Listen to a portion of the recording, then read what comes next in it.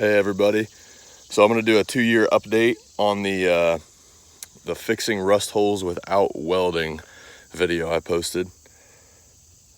It's holding up pretty well, as you'll see here pretty soon, as soon as I figure out how to flip this. So here's the truck. It's a little bit dirty. The battery's actually dead right now. We're trying to jump it, but it's holding up pretty well. The wheel wells, can barely really see anything. A little tiny spot of rust right there.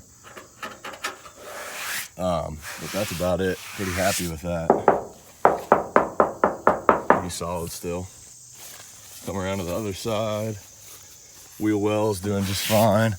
Truck's a little bit dirty. I apologize for that. But as you can see, still solid.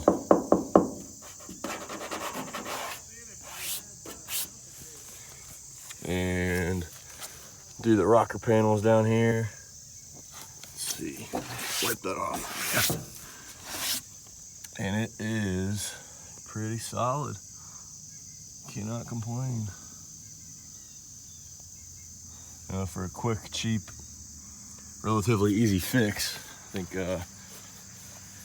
think it's a good option for you guys. Got into a little trouble there with the side of the car.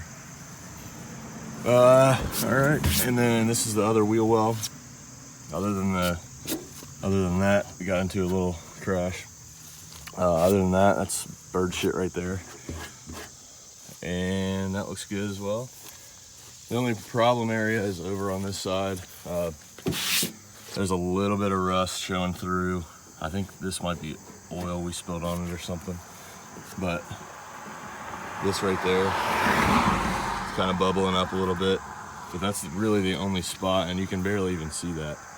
So hope you guys enjoyed that 2-year update. Let me know if you got any questions or you want to know how I did it. There's another video out there on my page that you can check out. It'll walk you through the steps.